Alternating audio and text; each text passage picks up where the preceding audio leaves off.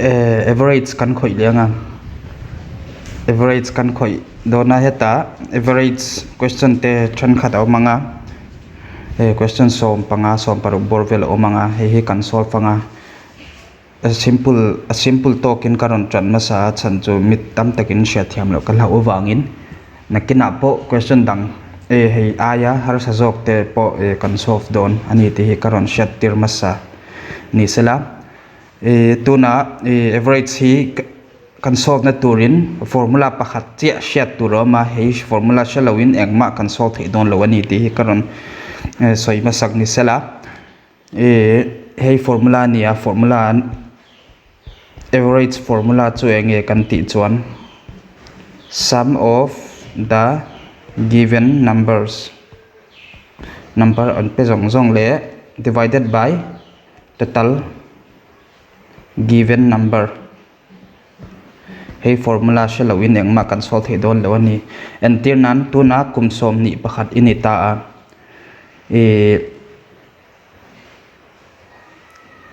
ipa hi kumsom nga ni ta se inu hi kumsom li panga ni ta se hey average laro average jon chwa tur ni ta se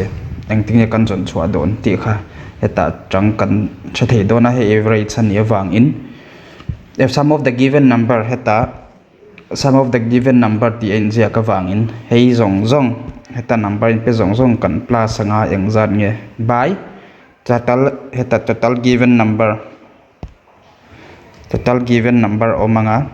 hi kan solve anga hi total given number 2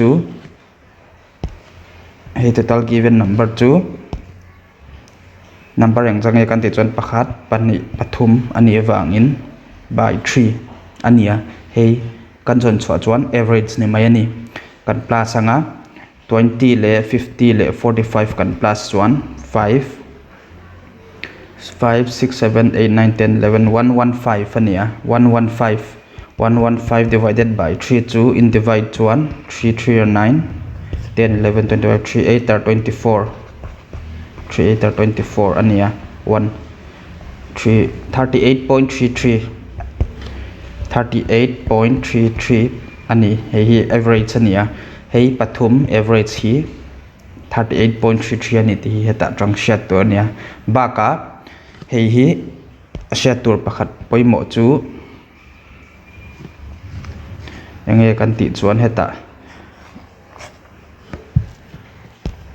sum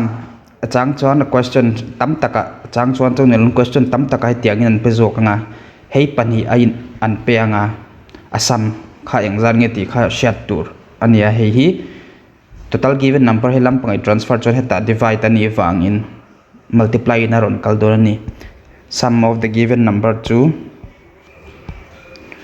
sum 2 enge average multiplied by total given number hei pani hi in share lo chuan engma in solve thei don lo ani chuwan hei formula hi shiat ngei tur heta tang an sum kan shiat thei chuan har sa to don lo ani wangin hei formula pani hi in ril ruwa da rengula average solve na hei pani hi poimo rang ani ti hi ama saberin karon shiat tir masak ni sela tuna question hi kan solve to anga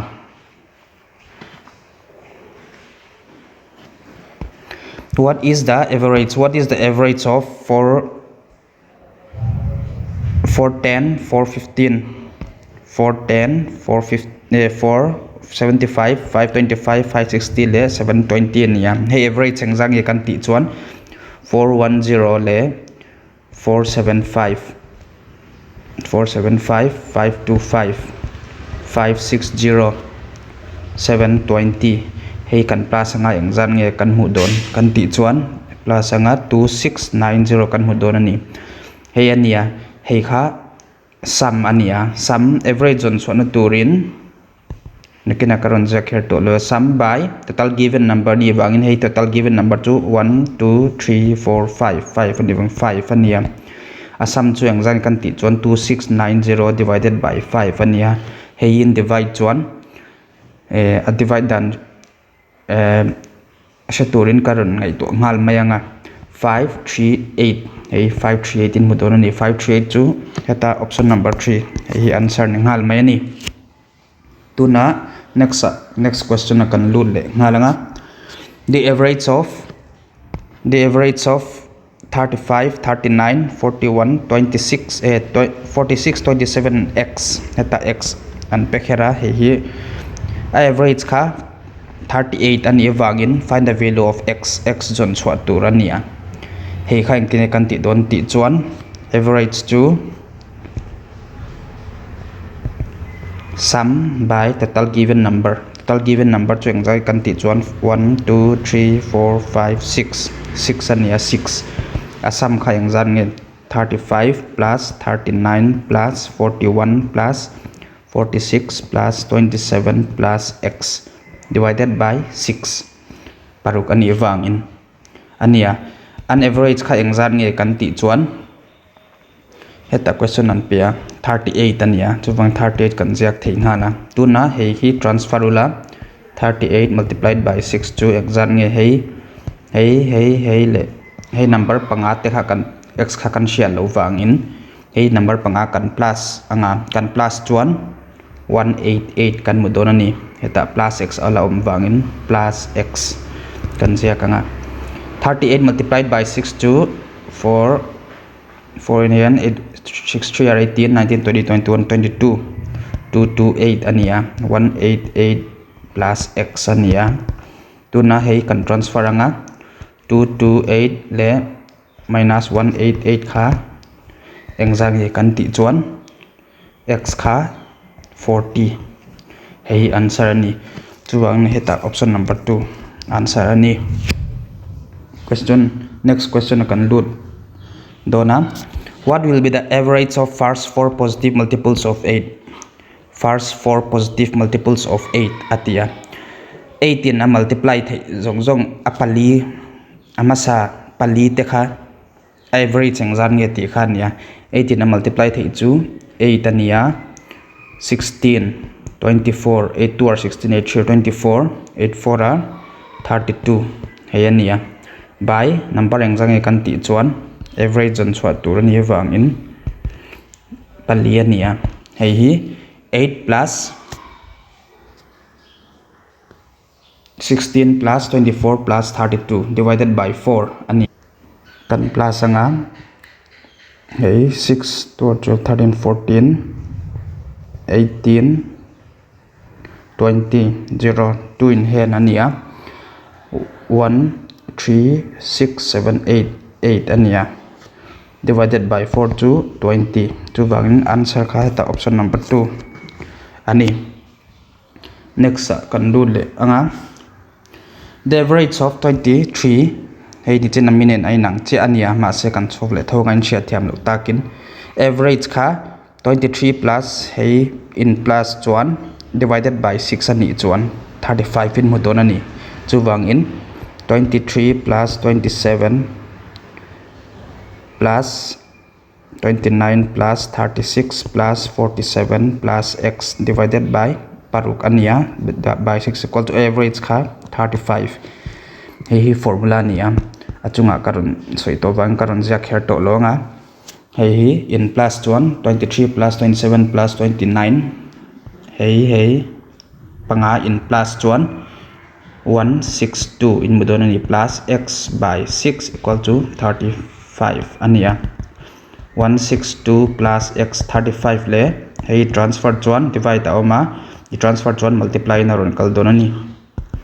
162 plus x to 35 multiplied by 62 210 ani chu wangin x2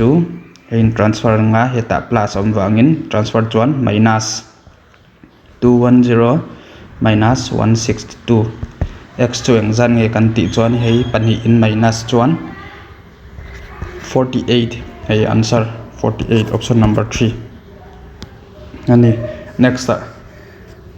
kan lut nga langa the average of numbers n1 and n2 is 17 atia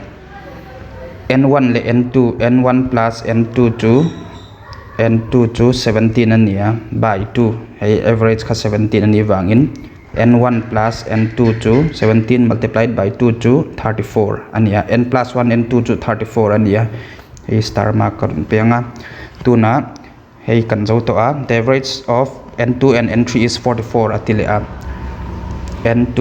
and n3 katina n2 plus n3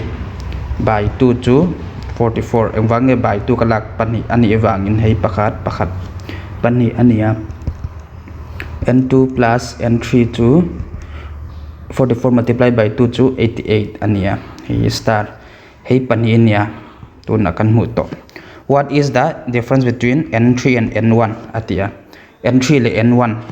a difference ani wangin heta n3 oma n1 in oma heta n3 oma heta n1 oma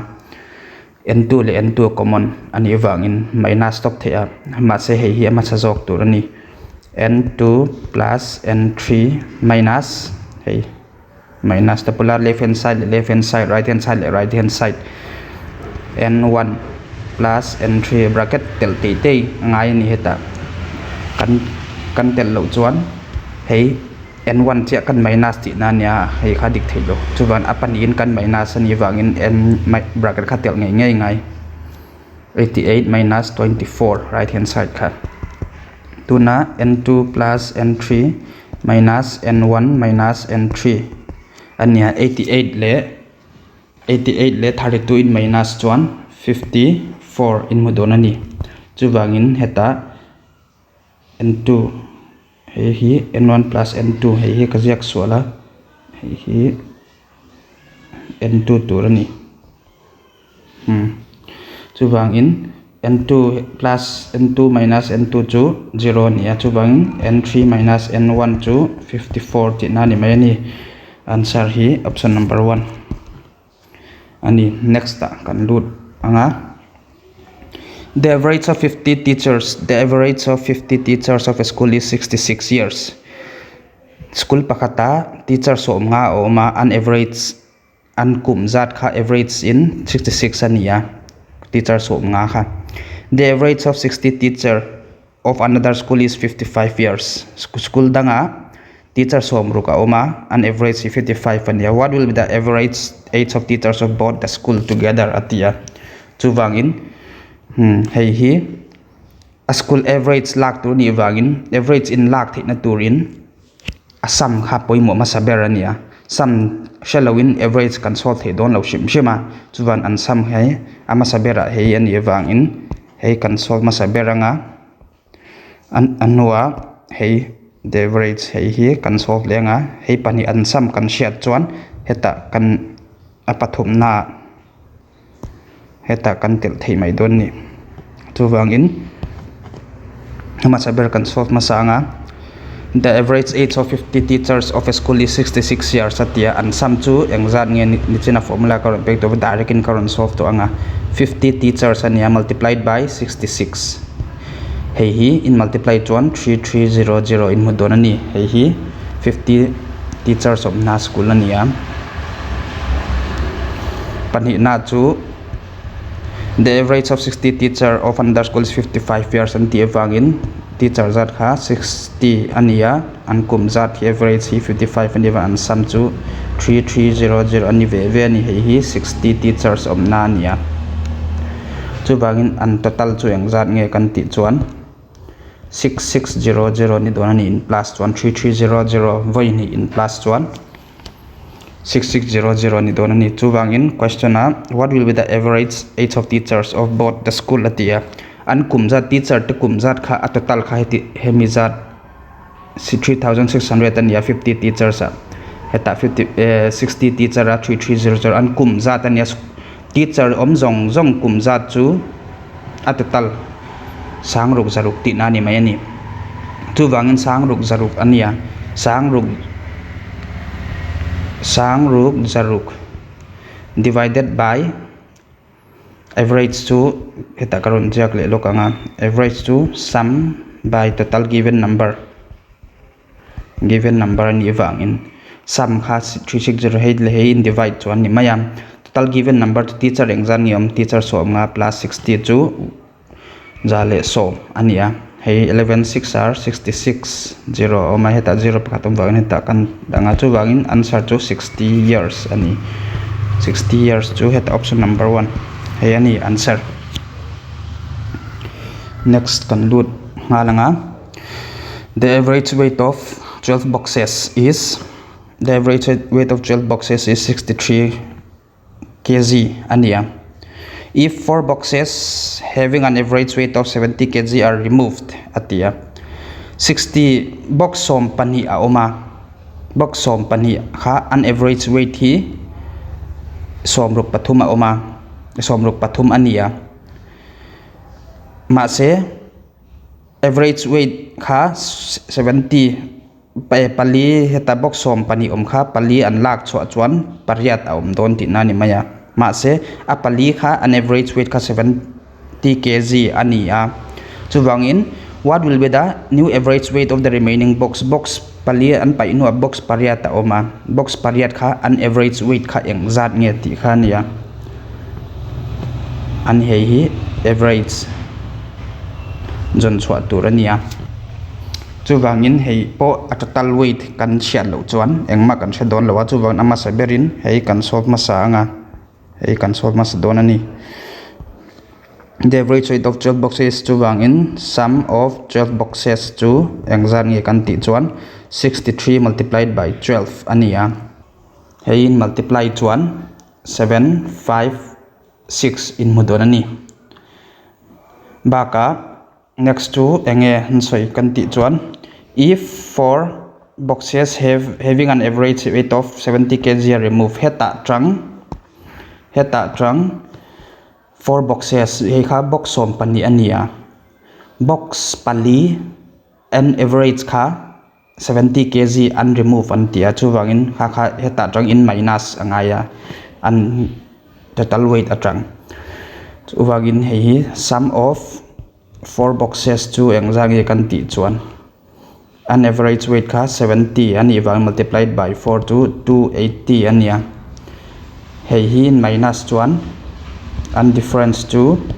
756 minus 280 in minus chuan 476 in mudon ani hei hi 476 to 4 boxes tel to lo ti na ni maya 4 boxes tel to lo chu are remaining what will be the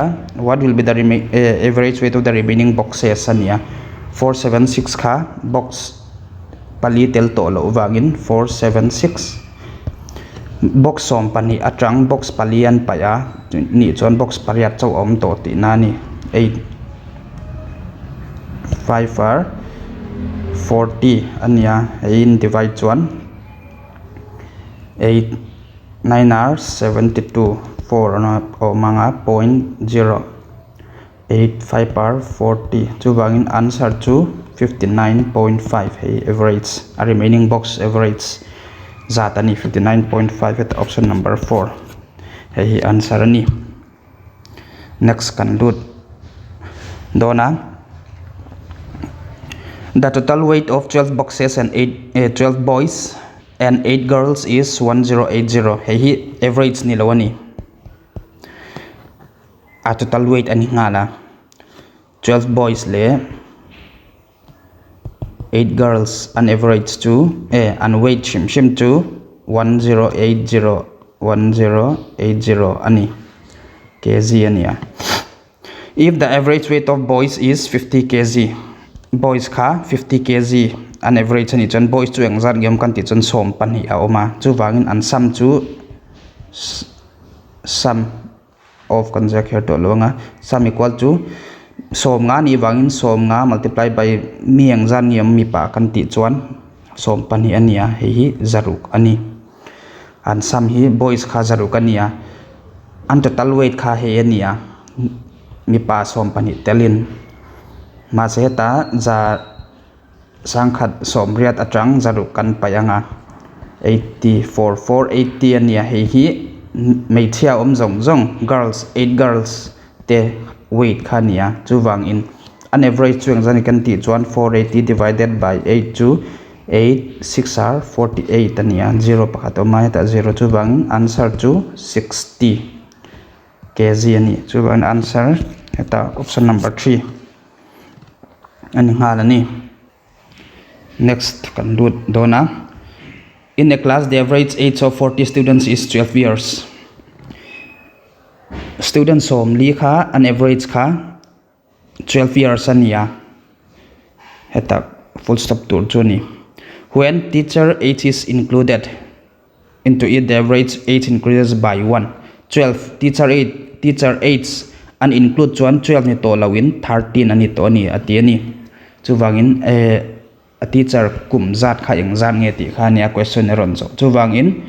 hei hi student te zong an kum zat an sam chu eng za ge kan ti chuan 40 multiplied by 12 ani maya hei chu 480 ani. Ma se teacher sam hei kha student te chawania sam an teacher telin eng za ge kan ti chuan mi som li ni to lawanga student 40 ni to lo 41 ani angai to teacher tel don wang in hei 41 multiplied by that. When the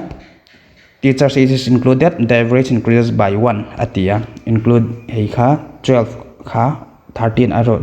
nito dona ni 13 hei 41 multiplied by 13 chu engzang e kan ti chuan 533 ani. Hei hi nito a chu wang in hei hi teacher student plus teacher ania hei pani in minus 1. Hei hi student chau ania hei khat student le teacher anin kop ani wang in hei pani in minus 1 hei le hei in minus 1 a teacher kum zat aron chuak chi adon ni 533 minus 480 chueng zan nge kan ti chuan 53 ani. Chu wang in teacher age kha 53 heta option number 1 ani. Next question kan lut dona. If the mean of the observation x plus 4 plus x plus 5 plus x plus 7 plus x plus 9 is 9, mean an ti chuan heta chuan average an soina ni mai ani. He shiat to now find the mean of the last 3 observations atia. Chu wang in x plus 4 plus x plus 5 plus x plus 7 plus x plus 9 by engzang number 1 2 3 4 5 panga ni wang 5 kha an mean kha engzang 9 ania.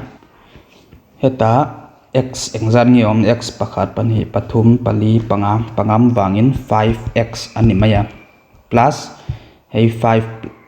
plus 5 to 9 ania. 9 plus 7 to 16 plus 9 to 25 ania by 5 equal to 9 ania. 5x plus 25 equal to hei multiply 1 4 to 5 ania. Hei hi 5x equal to 45 minus 25 chu engzang e kan ti chuan 9 1 2 3 4 5 5x equal to 45 minus 25 chu engzang e kan ti chuan 20 ania. X kha 20 by 5 ania 4 ania x4 ani chuan the mean of the last 3 observations atia. X kan mutoa x kha 4 ani wang mean of the last 3 observations, average of the last 3 observations kan jong chua kanga average a last 3 kha engzang e kan ti chuan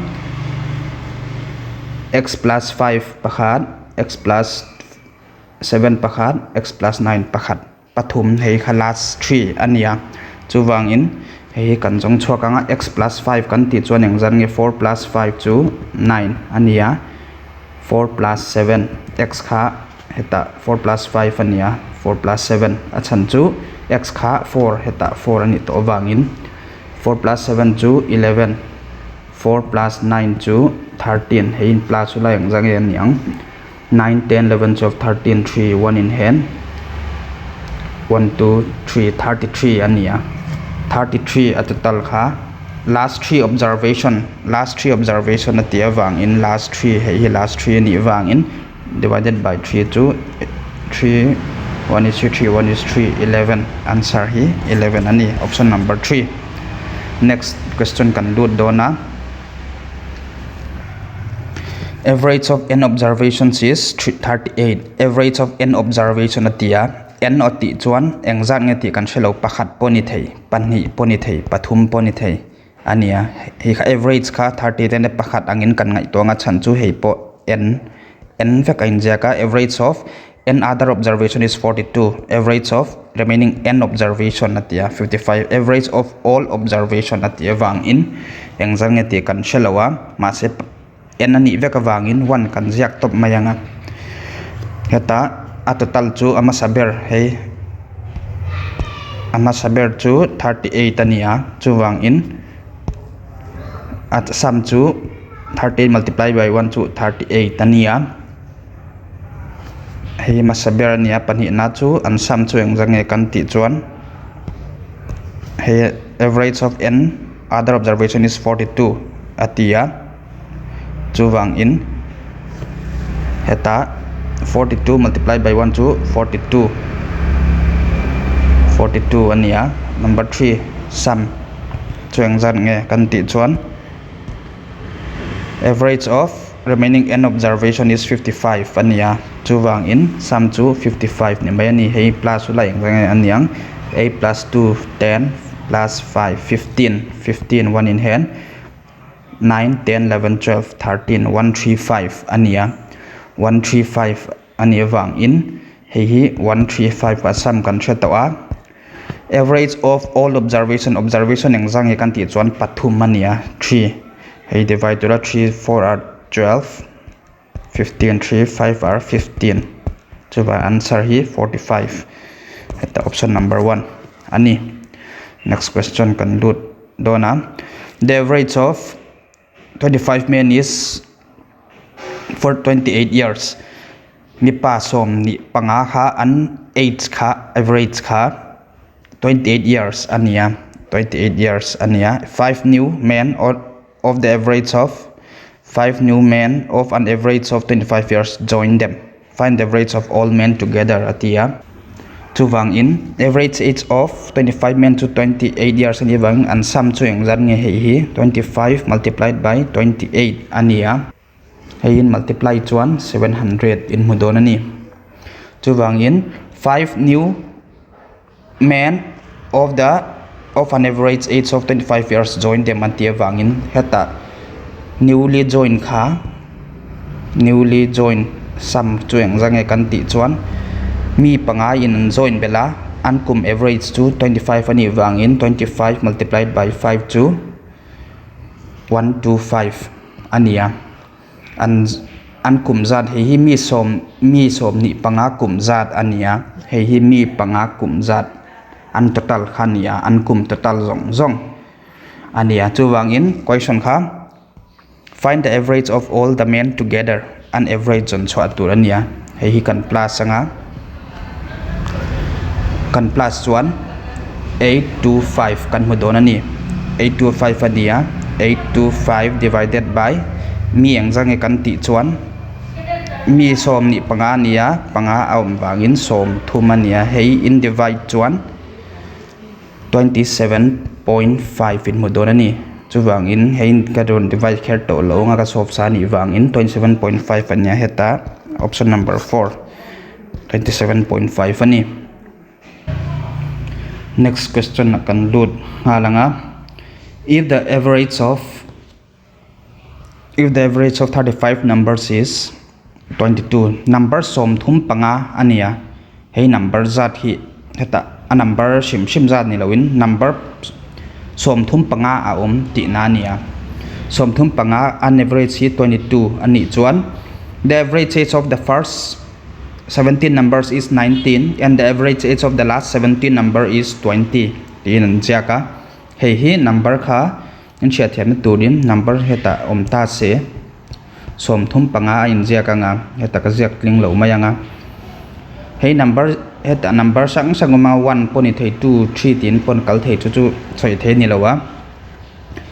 The average age of 35 numbers is 22 hei zong number hi an average kha 22 ani atia. The average of 17 plus 17 first 17 number is 19 heta thleng khan an average hi 19 ta se the average of the last 17 number anti chuan 17 plus 17 to 34 ania hi 35 ania pakhat alabak ti na ni chu a first lampang atang kan first lampang atang kan chuan he mit thleng ni ta se 19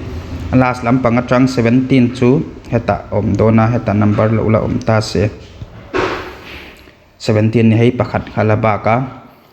Then the 18 number heta 18 number hi engzat nge a number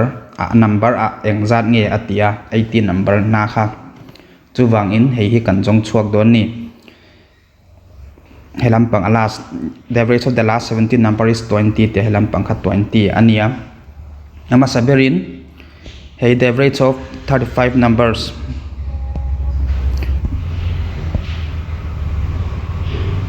the average of 35 numbers is 22 atia he number zong 22 atia wang in an sum chu 35 multiplied by 22 ani angai ni 35 le 22 in multiply chuan 770 in muanga tuna a first hemi zong number hi kan la le anga asan chu heta the average age of the first 17 number is 19 atia 19 ani wang in 17 number nia an sum kha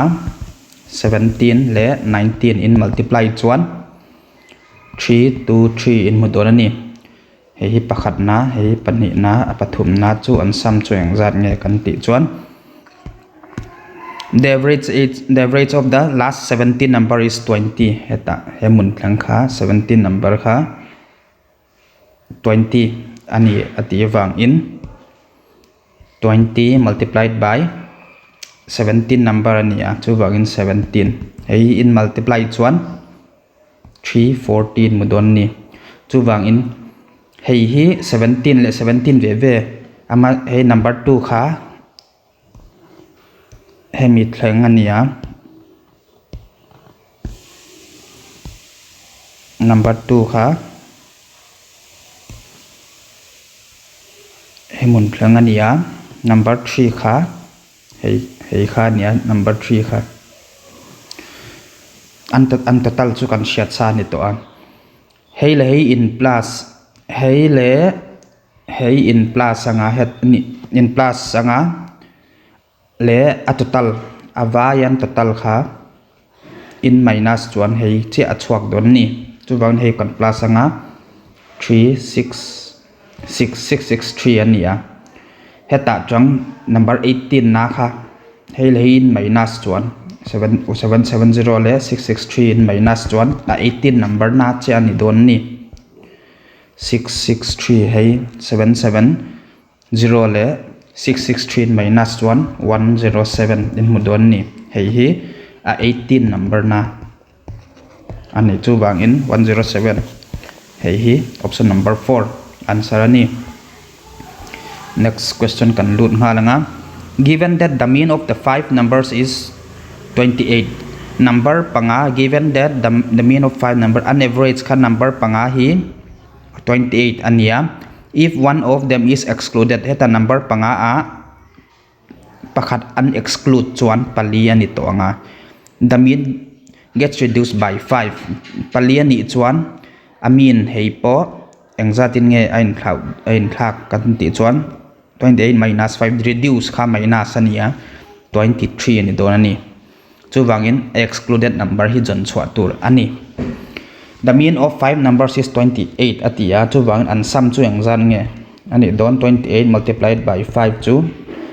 5 2 are 10 11 12 13 14 140 ania ma se if one is excluded the mean gets reduced by 5 atia pakhat heta tang pakhat kan payanga an sum mani chuan amin kha mi pali ani chuan amin kha 23 ani atia chan chu heta question a in jiaka If one of them is excluded, the mean gets reduced by 5. 28 atang 5 and reduced on 23 and 23 and hi kami pali ti na nito maya 23 multiplied by 4 to 92 ani hei in minus 1 hei mi panga ania hei mi pali nia in minus 1 heta if one of them is excluded mi pakhat atel lo chuan number pakhat atel lo chuan ti kha chuak chi adon ni 8 4 hei achua number 48 antel lo chuan heta number 48 atel antel chuan amin hi 28 ania heta number 92 number 48 antel lo chuan amin hi 23 ani chuan answer hi 48 option number 4 ani next question kan lut dona the average marks of Ravi in 5 subjects is are 150. The average marks of Ravi in 5 subjects. Subject panga a Ravi mark to 150 ani. Ma say in maths 43 was misread as 23. And maths mark ka subject panga a oma.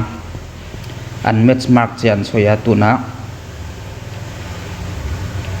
43 mark tur ka anin 23.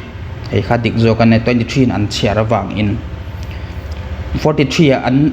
23 an chiar chuan an average hi 150 ania chuwang in hei hi kan jong chhuak anga a correct average the correct average is an tiawang in hei question jon chhuak tur ani the average mark of Ravi in 5 subjects an tiawang in are 150 and sum chu exam ye kan ti chuan 150 multiplied by subject panga heta subject panga ti an jawang in 5 ani don ni 15 5 or 75 750 ania mark zong an mu zat kha Ravi an mu zat kha 750 ania ma se mark som li pathum tur kha hei mark som li pathum tur kha som ni pathum amu awang in heta 750 a mark engzat nge tel lo 43 kha amang mu za tur nia man ma se 23 an zia tel awang in mark kha som ni an tel lo ti na ni in sia thiam karinga a chan chu an total marks kha mark for 23 an zia huna a total marks hi 750 ania ma se 23 lo tur 43 zia tur kha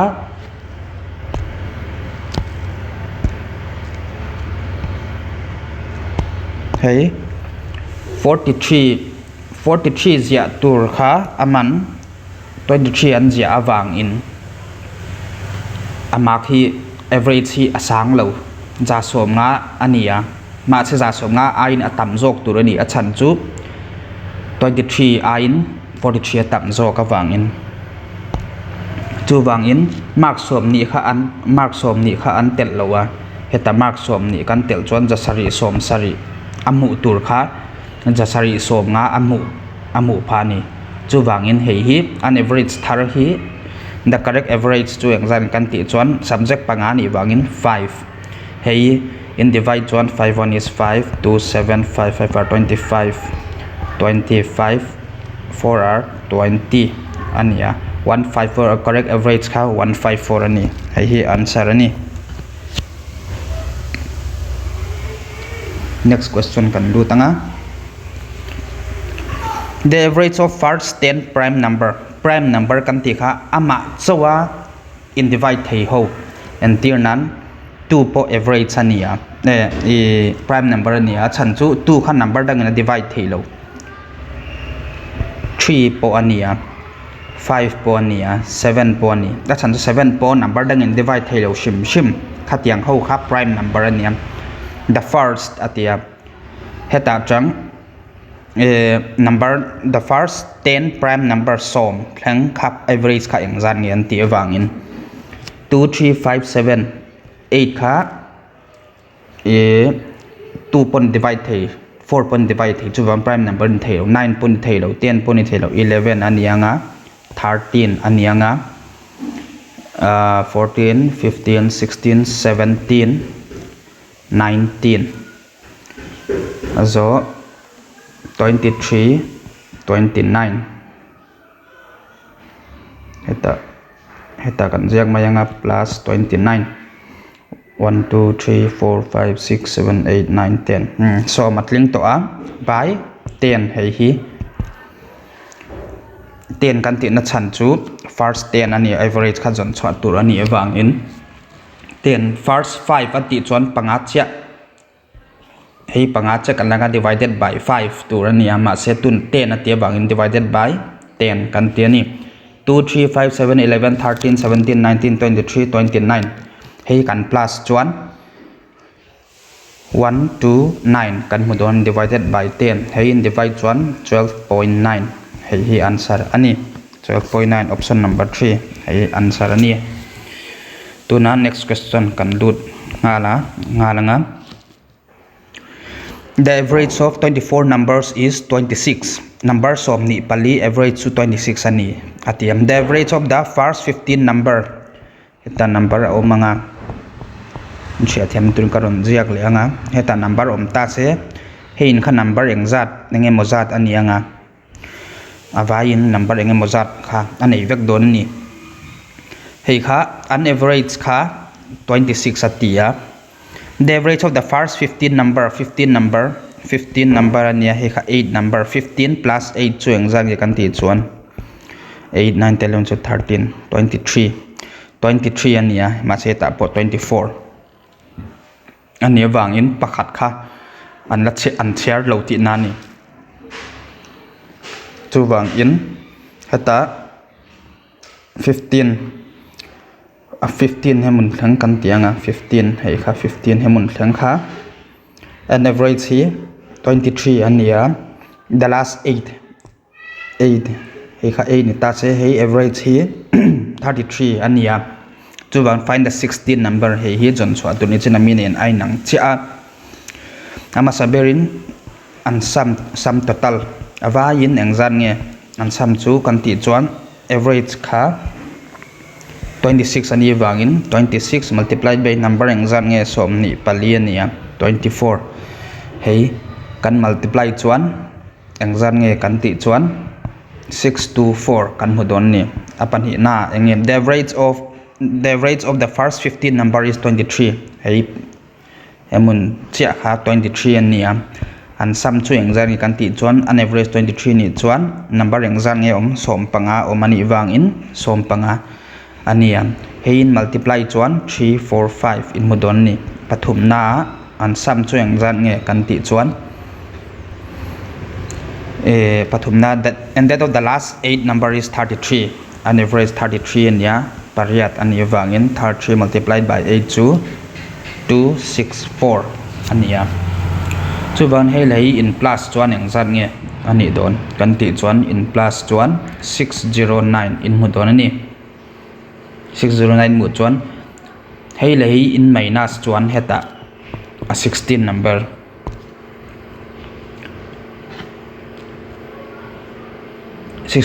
nia hei le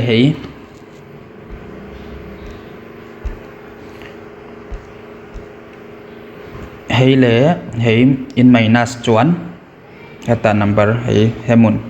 in mudon ani hemun a 16 number namun in mudon ani chu wang in 624 minus 609 chu 9 10 11 12 13 14 5 15 answer chu wang in 15 option number 2 ani question pani kan la nei a he kan solve zo lo anga the average price of the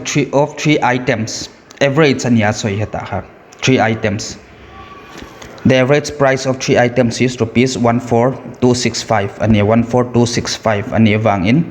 if their prices are in the ratio 7:9:11 then the price of the costliest item price item pathumania item pakhat kha cheng sari ni ta se pakhat kha cheng ko ani ngai pakhat cheng som pakhat ani ngai then the price of the costliest item aman tau ber chu 911 ania hei 11 kha jon chwa turani a poisa zata engzat nge ti kha nia chumi ma hian an total an price zong a total kha engzat nge ti kha jon tu ni wam an average kan shiat awangin item zat po kan shiat awang in an sum zat kha kan shedon ni sum chu 14265 multiplied by 3 chu exam nge kan ti chuan 42795 kan hmu don ani hei kha item pathum price zat ania 7911 hei hi pakhat cheng sari ni chuan panhina chu cheng kwa ni ngai pakhat chu cheng som pakhat ani angai ni ma se engzat chiang nge cheng som pak a ratio an pe ka wangin 11 kha jon chua tur ani 7:9:11 ani aman to ber hi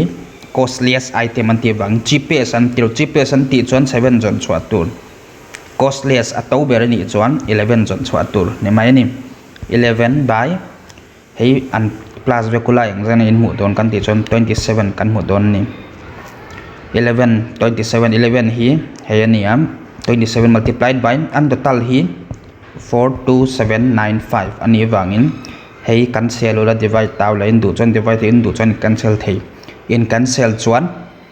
1585 in mu don ani 1585 le hei in multiply chuan engzan in mu don kan ti chuan 17435 in mu don ani hei 17435 kha answer heta option number 4 hei answer ani hei hi find the cheapest item and it's 7 in zia kanga 7 by 27 into 42795 in zong chuak the ni in du chuan ma se tu na question in costliest item aman to ber zong chuak ron ti bangin heta 11 kan mangzo kani last question turin hei kan solve anga hei kan solve zo na kan tu tok phodon ni the average age of 16 students in a college is 20 college pakhata student som paruk kum zat chu an average chu an kum average 20 ania one of them out of them the average age of 5 student is 20 so student som paruka panga chu an average to 20 ania and the average of the other 10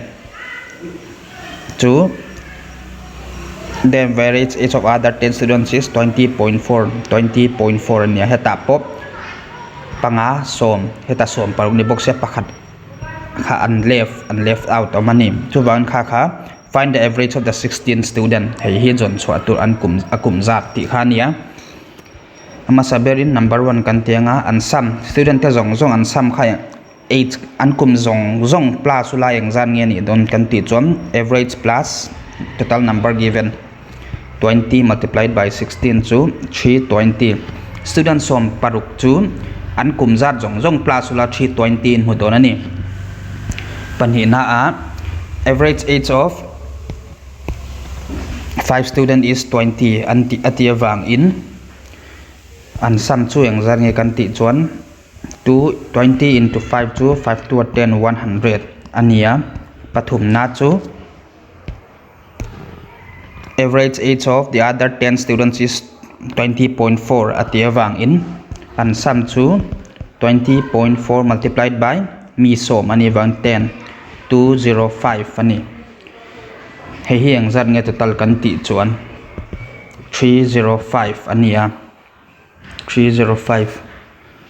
205 ni 204 ni don ni 204 304 hei in plus 304 muanga heta chuan hei hi student panga ania hei hi student som ania atatala student som paruk ani boxia